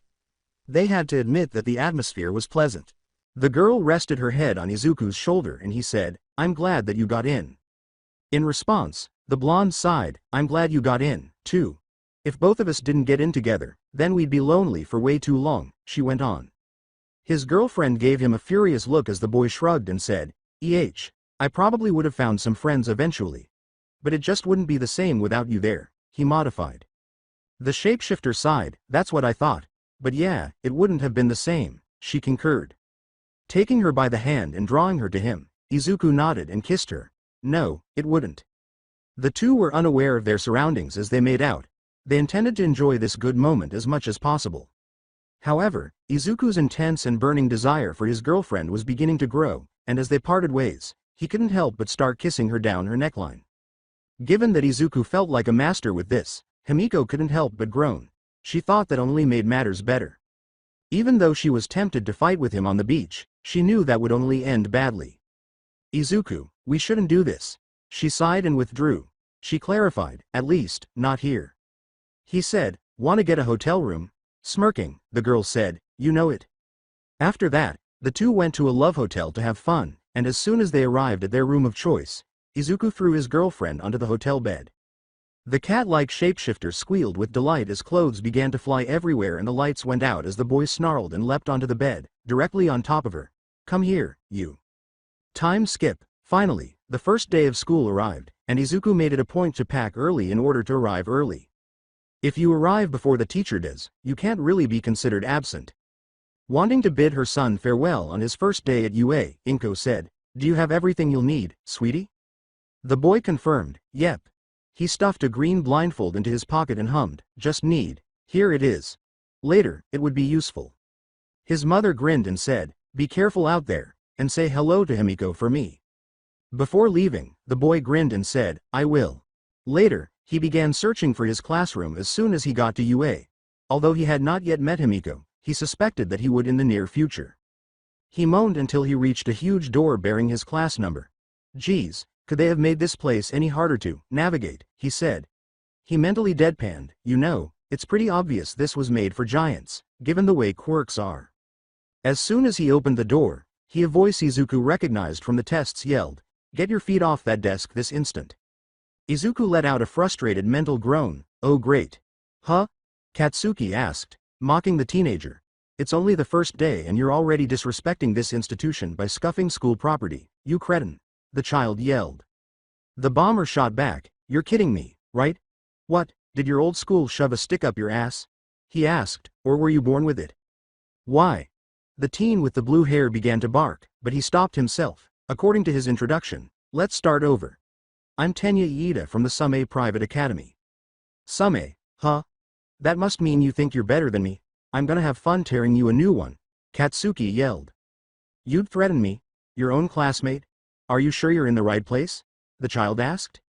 Oh, Izuku said, he's sure. Trust me, I know him well enough to say this is considered his normal behavior, he continued. Everyone turned to face him as a result, which momentarily surprised the boy, though he tried to hide it. The boy said, hello, I'm Tenya Iida from the Same. The six-eyes teen informed him, yeah, I heard you when I came in. The boy with the blue hair asked, then may I ask who you are? Izuku replied, Izuku Midoriya, future Jujutsu hero.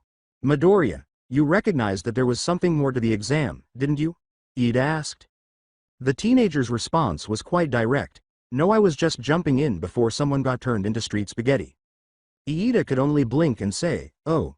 The teen, who was now shaded, felt a familiar pair of arms encircle his neck. Izuku, Himiko exclaimed with a laugh, giving her boyfriend a back hug, happy to see him at last.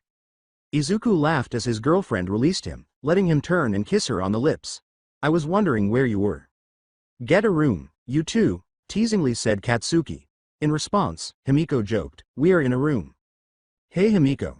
Ochako yelled as she approached the blonde in the hallway from behind. Himiko turned to her best friend and cheerfully exclaimed, Ochako, while giving her a tight hug. Well, looks like all of us have made it to the hero course. Izuku was thinking. Now if only our teacher would stop sleeping on the ground and get things moving, he continued to speak. A new voice said, you're deceptively aware of your surroundings. Ochako, Himiko, and Iida snapped their heads to the floor, where they discovered a man who looked like a hobo in a yellow sleeping bag. What the devil? Surprised, the brunette thought. The man drank from a pouch and said, welcome to the Uehiro course. Gah, Himiko cried, almost leaping out of her skin. Who are you? Ochako, startled, yelled. The man stood up and walked to the front of the class, saying, that's simple. I'm Shoda Aizawa, your teacher for the next 3 years. He is our teacher? The majority of the pupils pondered. He seems to have finished everything, Izuku mentally observed. To everyone's surprise, the man took tracksuits out of his sleeping bag and said, right. Put these on and head outside. Izuku questioned on behalf of everyone, sensei, how were you able to sleep in that with 20 uniforms? The man sidestepped, saying, I deny you an answer. Katsuki noted, that thing's probably a bag of holding. Later, standing outside, the children asked, a quirk assessment? Ochako objected, saying, but orientation we're gonna miss it. If you're going to hit the big leagues, you can't waste time with pointless ceremonies, Aizawa stated to them. Izuku shrugged and nodded, saying, so we're just skipping to the main course. I get it. Now, you'll be taking several tests to see your pot as a hero by gauging how you stack up. Aizawa gave a nod. Bakugo, what was your score in a softball throw in middle school? He asked. After giving it some thought, the teen with Pomeranian hair said, about 67 meters, I think. The man with the scarf threw him a softball and said, try it again, but with your quirk. Anything goes, just stay inside the circle, he continued. Katsuki took his place and shrugged, saying, okay man, you asked for it, he asked. Hey, can I use my cursed technique too? Aizawa nodded and said, sure. We need to test everyone's jujutsu abilities too, anyway. Katsuki grinned and said, I was hoping you'd say that. Die, he roared as he threw the ball with an explosion for extra distance, then he reared his arm back. Then his cursed technique began to charge. He whispered, "Cursed technique. Cluster meteor." As a result, the call was covered in meteors the size of a Russian nesting doll, each of which exploded at different rotational speeds, causing the ball to sail an additional 5 meters in the largest explosion and an additional meter in the smallest. Shortly after, the ball landed, still smoking. After glancing at his monitor, Aizawa displayed the findings: 721.5 meters. This means that the cursed technique added an additional 15 meters to the original 706.5 meters. The man reflected thoughtfully. It's pretty good for a bare-bones move, but it makes me wonder just how powerful and complex his maximum meteor or other techniques could become with more added finesse. The teen with viridian hair nodded and said, "Nice application, Kachan." He laughed and mockingly said, "Even though I see that just like your quirk, your technique is kind of a basic bitch." "Piss off, Deku," bellowed the bomber back. "All right. Listen up. These tests are going to test your potential as a hero. If I find your quirk performance lacking, that means I can expel you here and now. UA allows us teachers to do that," Aizawa said to them, making everyone feel anxious. However, this outcome can be circumvented if you can boost your performance with a cursed technique. Given that cursed spirits are on the rise and the profession of jujutsu sorcery is still only just coming back, an alternative like that is the most rational course of action, he modified. Izuku adjusted his shades and thought, "Sounds easy enough." The man nodded and said, "With that said, let's begin." 50-meter dash. First up was the 50-meter dash, and the majority of the students were performing admirably, many of them without even using a cursed technique to improve their performance. Ida's speed-based quirk helped him win first place, but Denki Kaminari, a boy with an electrification quirk, was able to close the gap behind him with a cursed technique move he called Electric Slide. Even without such a device, Izuku could channel cursed energy into his legs to increase his running speed somewhat. And he used one for all to get an additional boost by strengthening his legs with that energy. As he blasted off, the Pomeranian yelled, "Burst speed," and then launched himself into a barrel roll. As he blasted even faster, a comet cone formed around him as he crashed on the ground, leaving a crater in his wake. "Cursed technique. Meteor Giga Impact," he added. Izuku came in just behind his competitor, but he was able to stay up, albeit a little bit behind. "Gah!" he exclaimed as he collapsed to his knees, his legs roaring in defiance of his unexpected effort. Their respective times of 5.39 and 6.99 seconds were only a second or two different, almost the worst gap overall. Long jump. Standing Izuku's legs had yet another nightmare. Perhaps he could reduce the intensity a little. Izuku and Katsuki were completely different from Tsuyu, Asui and Ochako, who were able to achieve the highest scores here without the use of a cursed technique. This difference demonstrated that the former two performed better on this type of test in terms of quirks. Since they were aware that most of the time, not everyone would be good at everything, neither boy was particularly bothered by this. However, Izuku was at the top of the test overall, so it was obvious that he was superior to the others. Strength of grip. To avoid making the same mistake he did with his legs, Izuku made the decision to give his left arm a small dose of cursed energy as a test. His maximum weight was 572 kilograms, so this paid off. Shoji, the youngest and tallest student in the class, commented, "Not bad, your score is about the same as mine." The shaded teenager grinned and gave the octo-armed student a high five, saying, "Game recognizes game, my man." Sidestep. Repeated. Izuku chose not to use cursed energy or one for all this time around because he didn't want to run the risk of collapsing. He was aware of his limitations and didn't want to push them at this time. He therefore made do with receiving a lower score. It was hardly a problem because it was only one test. Throwing a ball. Now it was time to throw the ball, and Ochako won first place with an infinity score. Himiko was next, inserting one of her needles into the ball and, like a Sumerian soldier with a sling, spinning it around with a string of cursed energy. She then let loose, earning a respectable 504-meter score, directly beneath Katsuki. Izuku came next. "Hey Mr. Aizawa, mind if I try something out with my first throw? I want to try and use a reverse cursed technique I've been working on but don't want it to affect my score if it doesn't work," the kid asked. After giving it some thought, the man hummed and then nodded as he threw a softball at the teenager. All right, sure. Let's see it." Izuku nodded and threw the ball as hard as he could, saying, "Okay, first the throw." He pointed a finger gun at the orb and added, "And now the booster." As red energy began to accumulate on his finger, he uttered, "Reverse cursed technique. Divergence red. Before." Boom.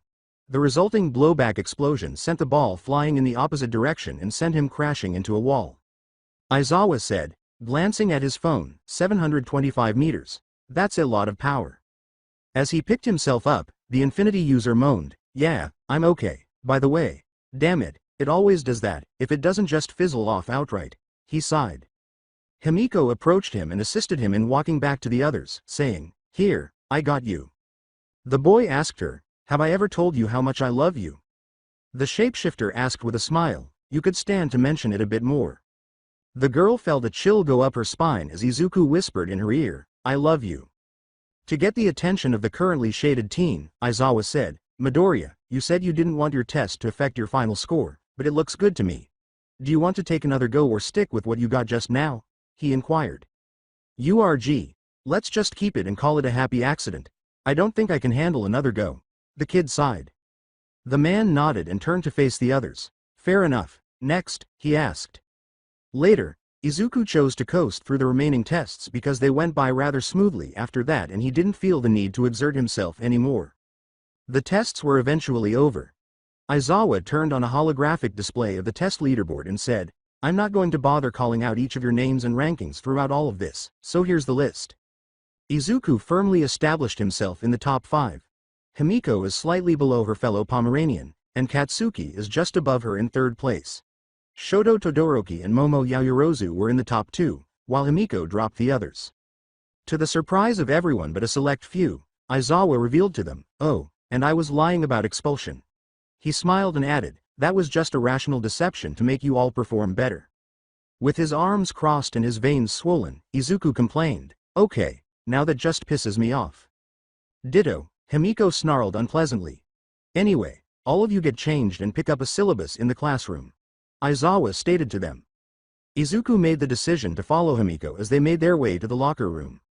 Hey, I know this really good rolled ice cream place on Jig Jig Street, you want to go there after school? He inquired. The cat-eyed girl responded with a sigh, I could go for something cold and sweet right now, honestly. She told him, I think I'll take you up on that. As they separated to change, the boy said, okay.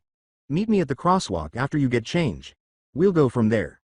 Later, when the day's work was finished, Izuku and Himiko got together and left for their destination. Izuku had chosen Peachtree rolled ice cream for their after-school activity. They used cold stone counters to roll their ice cream, add toppings of their choice, and serve banana splits, bubble waffle sundaes, and cones, along with various varieties of boba tea, lemonade, and Vietnamese coffee. Himiko blinked as she glanced around at the different workers at work, saying, wow, you picked a good spot. The boy shrugged and said, I figured it would be the option given both our individual tastes. They sat down, and the girl nodded, saying, well, from the look of things, you got the right idea. She thought to herself, I wonder what they got, and hoped they had some of her favorite flavors. From behind the desk, the receptionist said, hello, welcome to Peachtree. What can I get you too? Izuku said to the receptionist, I would like the Reese's S'mores ice cream roll. Himiko nodded and said, and I'll take the strawberry cheesecake bubble waffle. According to the receptionist, anything to drink? The two simultaneously responded, strawberry milk tea with pomegranate pearls, brown sugar milk tea. The receptionist led the two to a table and allowed them to sit down, nodding, right. I'll get your orders handed in and made. She informed him, that'll be 6,318 yen. As he paid for the food and beverages, Izuku nodded and said, of course. They quickly received their drinks and ice creams, which allowed them to start eating right away. Wow, Himiko exclaimed with joy as the ice cream reached her palate. I don't recall ever coming here before, so this is the best first visit ever, she acknowledged. Well, I just wanted to help make you feel better after the absolute crapfest that was our first day of school. The teenager in the shade said. The whole thing felt strange, he continued, eating more ice cream while fuming. Especially since I knew that something had to be up with Mr. Aizawa's expulsion thing from the get-go. The whole thing felt off. No kidding. Rational deception, my ass, the girl complained, not amused at all. If this is what the next 3 years have in store for us, then I feel like I'll get gray hairs before long, she was grumbling. The boy removed his shades and declared, well, the next time Aizawa tries to pull a fast one on us, I'm going to call his bluff, 'cause I'm gonna see it coming. Oh, how so? Asked his girlfriend. With his 6 eyes fixed on her, he said, simple, because I have really good eyes. And practically speaking, he was absolutely correct. When Izuku Midoriya and his girlfriend Himiko Toga arrived on campus early for their next day of classes, Izuku noticed the almost predatory look the blonde was giving him, akin to a cat cornering a mouse. This demonstrated to the Gojo clan descendant that his beloved was experiencing one of three feelings at the moment: lust, hunger, or bloodthirst, or perhaps a mix of the three. Izuku gave her his neck without saying a word, allowing her to draw the blood she required. With minimal prodding, the girl slammed the boy against the school's exterior wall before sinking her teeth into him. Izuku drank for about 30 seconds before Himiko released him. He didn't even recoil at the bite. She nodded and said, "Thanks for that." She kissed him abruptly and rolled into the bushes at the back of the school, saying, "But I'm not satisfied yet." "Really? In some bushes?" Izuku laughed uncontrollably. With her own laugh, the vampire girl shot back, "Oh, like you would mind. Besides, as I recall, you did say that you were going to manhandle me into next week the second you got your hands on me again," she continued. Izuku smiled as he drew her in close, saying, "That I did. Now come here," he said, laughing and planting a kiss on her. Later, Izuku and Himiko were seated by the time class began, but they were also in a complete mess, with Himiko attempting to get herself together so they wouldn't be called out. Izuku was going through the same difficulties as his girlfriend. The shady teenager sighed, "Let's agree to do that in a love hotel if we do it again." The girl asked, "You gonna blindfold me?" According to her boyfriend, "I'll get back to you on that." Later, after that, classes passed by rather quickly. The only noteworthy development was the addition of a class covering the history of jujutsu sorcery and cursed energy and cursed spirits. That one really caught Izuku's attention. Then came hero training, another eagerly awaited class, taught by All Might's exclamation, "I am here," immediately grabbed everyone's attention. As he entered the room, he added, walking through the door like a normal person. Himiko exclaimed, "What the?" as the class began to go crazy. Kirishima, the resident musclehead, smiled and said, "Yeah, he is. This is gonna be awesome." Sue said, "Hey, isn't that his Silver Age costume?" Ojiro nodded and said, "I'm getting goosebumps, it's so retro." The symbol of peace stood at the podium and greeted the students, saying, "Welcome to the most important class at UA High. Think of it as harrowing 101. Here you'll learn the basics of being a pro, and what it means to fight in the name of good." He held up a battle card and continued, "Let's get into it. Today's class will pull no punches." Izuku hummed, "Well, there's a surprise." With excitement, Katsuki cried out, "Fight training." Himiko muttered, "Well, so much for not ruining my hair." All Might exclaimed, "But one of the greatest parts about being a hero is looking good," as he unhung a number of suitcases from the wall. "These were made using the specs on your quirk registration forms that you sent in before school started. So put these on and meet me on Training Ground Beta," he continued.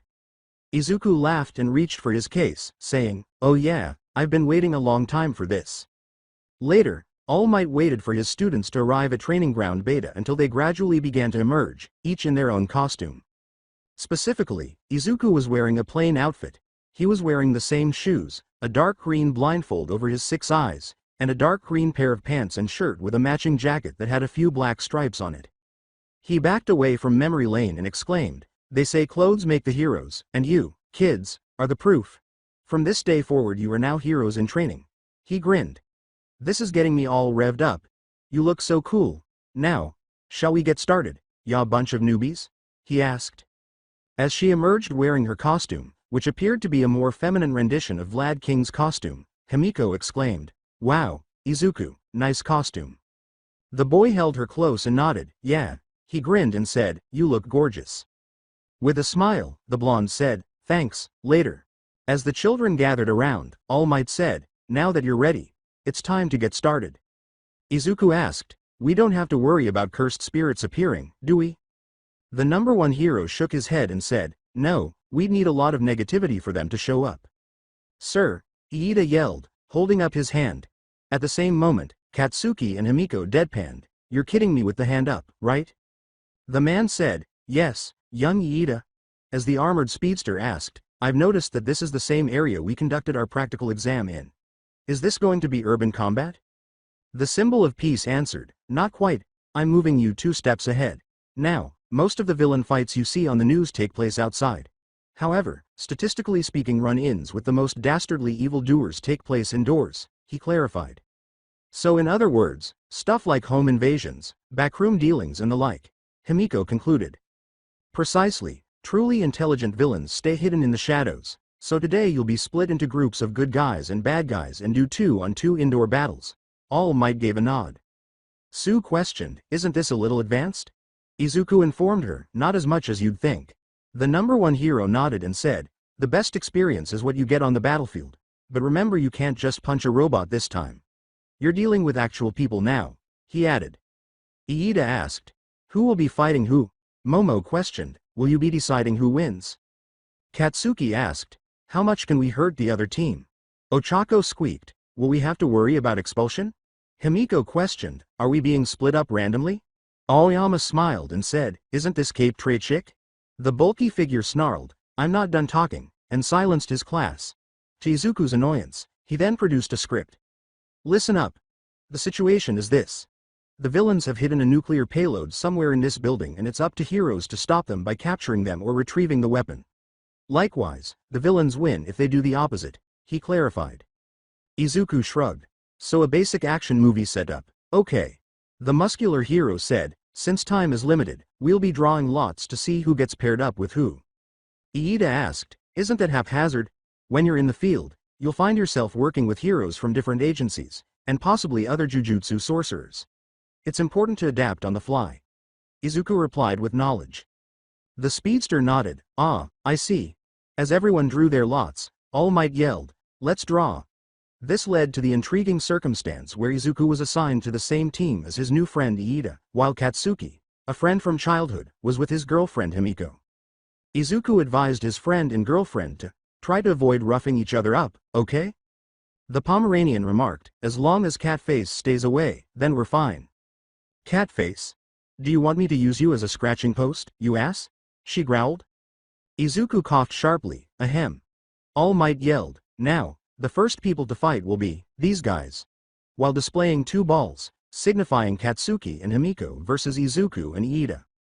Izuku thought, well, this is going to be eventful. Himiko whispered, fuck me in the ass up a tree. Later, the woman looked up at the weapon at the center of the exercise and thought, so we're guarding a fake rocket, huh? Pretty ordinary if you ask me. Katsuki shrugged and said, it could have been a bit more stylish, but whatever. After a beat, he inquired, how well do you know Deku? We've been dating for almost a year by this point, so I think that should tell you something, Himiko said. Why? She asked herself.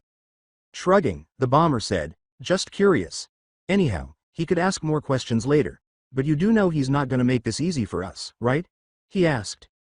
The blonde sat down and nodded, saying, given his pedigree, I don't think I should be surprised. Silver lining, we have plans to go to a love hotel after school.